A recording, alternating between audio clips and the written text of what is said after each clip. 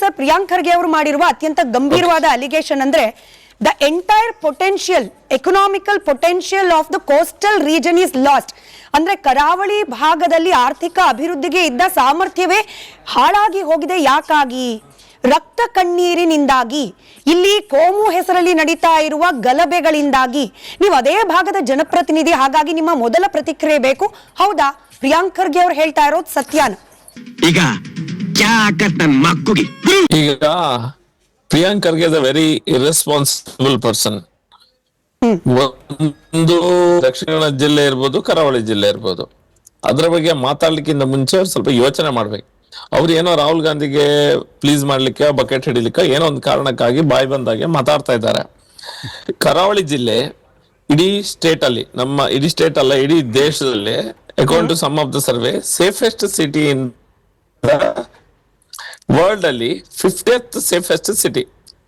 ಅರ್ಥ ಆಯ್ತು ನನಗೆ, ಈಗ ಅರ್ಥ ಆಯ್ತು. ಸದನದಲ್ಲಿ ಯಾವುದೇ ಇಲಾಖೆ ಬಗ್ಗೆ ಪ್ರಶ್ನೆ ಕೇಳಿದ್ರು ಸಹ, ಯಾವುದೇ ಇಲಾಖೆ, ಅವರ ಇಲಾಖೆ ಬಿಡಿ, ಎದ್ದು ನಿಂತು ಉತ್ತರ ಕೊಡುವಂತ ಪ್ರಯತ್ನ ಮಾಡೋದು ಪ್ರಿಯಾಂಕ್ ಖರ್ಗೆ ಅವರು. ಅವ್ರಿಗೆ ಸ್ವಲ್ಪ ಇಶ್ಯೂಸ್ ಇದೆ, ಅವ್ರಿಗೆ ಹೆಲ್ತ್ ಇಶ್ಯೂಸ್ ಏನಂತ ಗೊತ್ತಿಲ್ಲ, ನನಗೆ ಸ್ವಲ್ಪ ಇಶ್ಯೂಸ್ ಇದೆ. ಎಲ್ಲದಕ್ಕೂ ಎದ್ದು ನಿಂತು ಮಾತಾಡ್ತಾರೆ. ಅರ್ಥ ಆಯ್ತು ಅನ್ಸುತ್ತೆ. ಜವಾಬ್ದಾರಿಯುತ ಸ್ಥಾನದಲ್ಲಿರುವ ಮಿನಿಸ್ಟರ್ ಒಬ್ರು ಒಂದು ಪ್ರದೇಶದ ಬಗ್ಗೆ ಮಾತನಾಡುವಾಗ 100 ಕಣ್ಣಾಗಿರ್ಬೇಕು. ಇನ್ವೆಸ್ಟ್ ಮಾಡ್ಲಿಕ್ಕೆ ಹೆದರ್ತಿದ್ದಾರೆ ಅಂದ್ಬಿಟ್ರೆ ನಾಳೆ ದಿನ ಧೈರ್ಯವಂತರು ಕೂಡ ಹೆದರೋ ರೀತಿ ಪರಿಸ್ಥಿತಿ ಬರಲ್ವಾ? ವಸ್ತುಸ್ಥಿತಿ ಅದಿದೆ. ಯಾಕಂದ್ರೆ ಬಿಜೆಪಿಯ ಕಾರಣವಾಗಿ ವಸ್ತುಸ್ಥಿತಿ ಅದಿದೆ. ಕೇಳಿಸ್ಕೊಳ್ಳಿ. ಈಗ ಅಂದ್ರೆ ಬಿಜೆಪಿ ನಿಮ್ಮ 3 ವರ್ಷ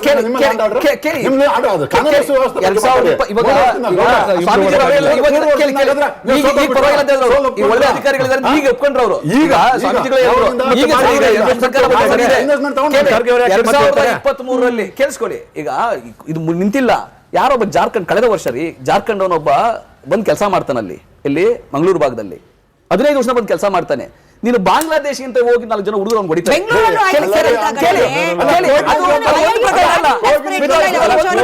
ನಿಮ್ಮಂತ ಇಡಿಯಟ್ಸ್ ಇನ್ನೊಬ್ರಿಲ್ಲ ನನ್ನ ಪ್ರಕಾರದಲ್ಲಿ, ಮೂರ್ಖರು.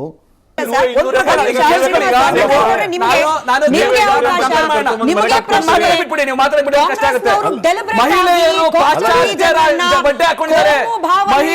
ಪಾಶ್ಚಾತ್ಯ ಡ್ರೆಸ್ ಹಾಕೊಂಡಿದ್ದಾರೆ ಅಂತ ಹೇಳಿ ಅವ್ರನ್ನ ಕ್ಲಬ್ ಇಂದ ಇಟ್ಕೊಂಡು ಈಚೆ ಕರ್ಕೊಂಡ್ಬಂದು ಹೊಡೆದಿದ್ದೀರಿ. ಆದ್ರೆ ಹೊಡೆದವ್ರೆ ನಿಮ್ಮ ಕೋಮುವಾದಿಗಳು. 2023 ಬಿಟ್ಬಿಡಿ, ಅಳೆದು 2023 ಬೀಚ್ ಹೋದ್ರೆ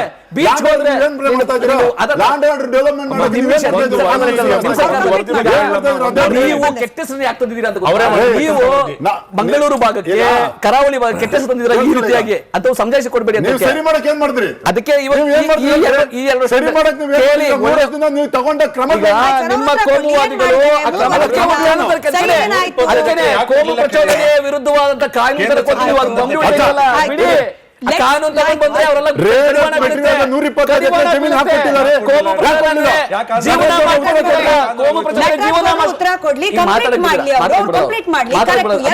ಪ್ರಶ್ನೆ. ಒಂದು 125 ಎಕರೆ ಭೂಮಿ ಕೊಡ್ಲಿಲ್ಲ ಯಾಕೆ ಅನ್ನೋದು. ಎರಡನೆಯದು 3 ವರ್ಷ ಬಂತು ಸರ್ಕಾರ, ಇನ್ನೆಷ್ಟು ಹಿಂದಿಂದೇ ಬ್ಲೇಮ್ ಮಾಡ್ತಿರ್ತೀರಿ, ಈಗಿಂದೇನು? ಅವರು 20 ವರ್ಷಗಳಿಂದ ಸಾಕಿರ್ತಕ್ಕಂತಹ ಆ ಬೀಜ ಇದೆಯಲ್ಲ, ವಿಷ ಬೀಜ ಇದೆಯಲ್ಲ, ಅದು ಇವಾಗ್ಲೂ ಕೂಡ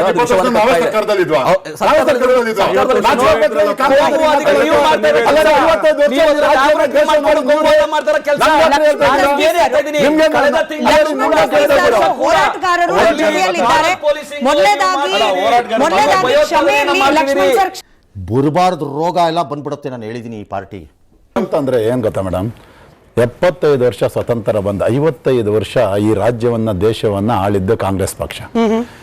50 ವರ್ಷ ನಿರಂತರವಾಗಿ ಅಧಿಕಾರದಲ್ಲಿ ಗುಲ್ಬರ್ಗ ಜಿಲ್ಲೆ ಯಾರು? ಮಲ್ಲಿಕಾರ್ಜುನ್ ಖರ್ಗೆ ಅವರು ಸನ್ಮಾನ್ಯ, ಮತ್ತೆ ಸನ್ಮಾನ್ಯ ಪ್ರಿಯಾಂಕ್ ಖರ್ಗೆ ಅವರು ಮೇಡಮ್. ಅವ್ರ ಕುಟುಂಬನೇ ನೋಡಿ, ಅವ್ರ ಮನೆಯಿಂದ ರಾಜ್ಯಸಭೆ ನಮ್ಮ ಮಲ್ಲಿಕಾರ್ಜುನ್ ಖರ್ಗೆ ಅವರು, ಲೋಕಸಭೆ ಅವರ ರಾಧಾಕೃಷ್ಣ ಇವರು ಅವರು ಅಳಿಯ, ಇವರು ಮಿನಿಸ್ಟ್ರು. ರಿಸರ್ವೇಶನ್ ಪೂರ್ತಿ ಅವ್ರ ಮನೋಬಳಿ ಮಾಡ್ಕೊಂಡ್ಬಿಟ್ಟು ನೀರು, ಅಭಿವೃದ್ಧಿ ಆಗ್ಬೋದು, ಜವಳಿ ಪಾರ್ಕ್ ಆಗ್ಬೋದು. ಕಲಬುರಗಿ ಜಿಲ್ಲೆಯಿಂದ ಅತಿ ಹೆಚ್ಚು ವಲಸೆ ಹೋಗ್ತಾರೆ. ರಾಜ್ಯದ ಇಂಡೆಕ್ಸ್ ನೀವು ನೋಡಿದ್ರೆ GDP ನಲ್ಲಿ ಅತಿ ಕಡಿಮೆ GDP ರಾಜ್ಯಕ್ಕೆ ಕೊಡ್ತಾ ಇರೋದು ದುಬೈನಲ್ಲಿ. ಒಂದ್ ಸ್ವಲ್ಪ ಧೈರ್ಯ ಮಾಡಿ, ನಾನು ಕಣ್ಣೆದ್ರಿಗೆ ಇದ್ರೆ ಶೂಟ್ ಮಾಡಿ ಸಾಯಿಸ್ಬಿಡ್ತೀನಿ. ಇರಿಟೇಷನ್ ಕಣ್ರಿ. ಮುಂಬೈ GDP ಅತಿ ಕಡಿಮೆ ಇರೋದು ಗುಲ್ಬರ್ಗ ಜಿಲ್ಲೆಯಿಂದ. SSLC ರಿಸಲ್ಟ್ ಕಡಿಮೆ ಇರೋದು ಗುಲ್ಬರ್ಗ ಜಿಲ್ಲೆಯಿಂದ. ಇವತ್ತು ಒಂದು ಹೆಣ್ಮಗಳು ಮೊನ್ನೆ ಮೈಸೂರಲ್ಲಿ ರೇಪ್ ಆಗಿ ಕೊಲೆ ಆದ್ಲು, ಒಬ್ಬ ದಲಿತ ಹೆಣ್ಮಗಳು, ಅದರಲ್ಲಿ ವಿಶೇಷವಾಗಿ ಬಲಗೈ ಮಲ್ಲಿಕಾರ್ಜುನ್ ಖರ್ಗೆ ಅವರ ಸಂಬಂಧಿ ಹೆಣ್ಮಗಳು. ಹಾರ್ಟ್ ಆಫ್ ದಿ ಟೌನ್ ಅಲ್ಲಿ ಇರೋದ್ರೆ ಅವ್ರಿಗೆ ಆಧಾರ್ ಕಾರ್ಡ್ ಇಲ್ಲ, ಒಂದು ಮನೆ ಇಲ್ಲ. ಇವ್ರು ಹೇಳ್ತಾರೆ ಇಲ್ಲಿ ಕುಳಿತುಕೊಂಡು ಏನೋ ಬಹಳ ದೊಡ್ಡ ಅಭಿವೃದ್ಧಿ ಮಾಡಿದ್ವಿ ಅಂತ ಹೇಳಿ.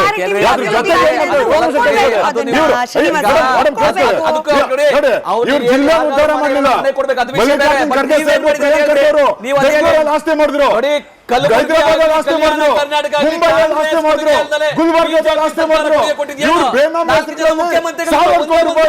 ಸಾವಿರಾರು ಕೋಟಿ ರೂಪಾಯಿ ಆಸ್ತಿ ಮಾಡ್ಕೊಂಡಿದ್ದಾರೆ. ಕೇಳ್ಕೊಳ್ಳಿ, ನಾನು ಹೇಳ್ತೀನಿ, ಹೇಳ್ತೀನಿ, ನಾನು ಎಲ್ಲ ಪ್ರಾಪರ್ಟಿ ಇದೆ ಅಂತ ಹೇಳಿ ಧೈರ್ಯ ಮಾಡಿ ನೀವು. ಇಂದಿರಾ ಗಾಂಧಿ ಮಕ್ಕಳ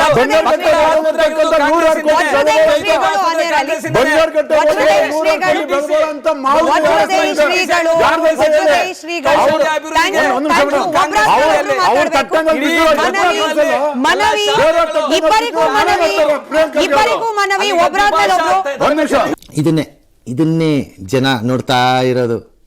ಶ್ರೀಗಳೇ, ಒಬ್ಬ ಸಚಿವರಾಗಿ ಎಲ್ಲಾ ಪ್ರದೇಶದ ಅಭಿವೃದ್ಧಿಯನ್ನ ನಾವು ಸಮಾನವಾಗಿ ಪ್ರಿಯಾರಿಟಿಯಲ್ಲಿ ಇಟ್ಕೊಳ್ತೀವಿ ಅನ್ನೋದು ಒಪ್ಪೋ ಮಾತು.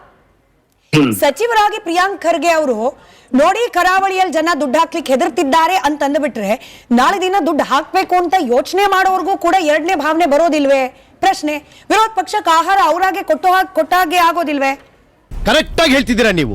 ಪ್ರಸ್ತುತ IT ಹಬ್ ಸಚಿವರಾಗಿ ಅವರು ಮಾಡಬೇಕಾದ್ದು ಜನಸಾಮಾನ್ಯರಲ್ಲಿ ಧೈರ್ಯವನ್ನ ತೋರಿಸಿ ಅಲ್ಲಿಂದ ಸವಲತ್ತುಗಳನ್ನ, ಅಲ್ಲಿಂದ ಯೋಜನೆಗಳನ್ನ ತಂದು ಕರಾವಳಿಯನ್ನ ಅಭಿವೃದ್ಧಿಗೆ ಏನಾದ್ರೂ ಇವರು IT ಸೆಲ್ ಅಲ್ಲಿ ತೊಡಗಿಸಿದ್ದಿದ್ರೆ ಅವರ ಮಾತನ್ನು ಒಪ್ಪಿಕೊಳ್ಬಹುದು. ಆದ್ರೆ ಇದೇ IT-BT ಸಚಿವರು ನಮ್ಮ ಕರಾವಳಿಗೆ ಎಷ್ಟು ಸಲ ಬಂದಿದ್ದಾರೆ ಒಂದು ನೋಟ್ ಮಾಡಿದೆ. ಅವರು ಎಷ್ಟು ಸಲ ಬಂದಿದ್ದಾರೆ ಕರಾವಳಿಗೆ, ಏನನ್ನ ನೋಡಿರು ಒಂದ್ ಸಲ ಬಂದಿದ್ದಾರೆ.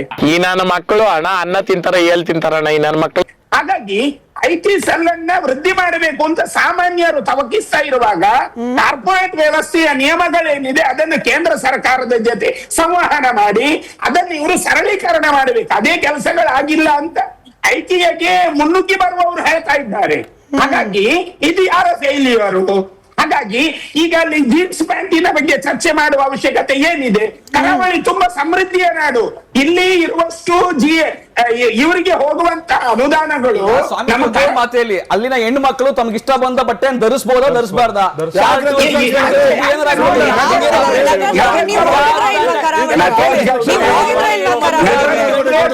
ಮನವಿ ಇದೆ.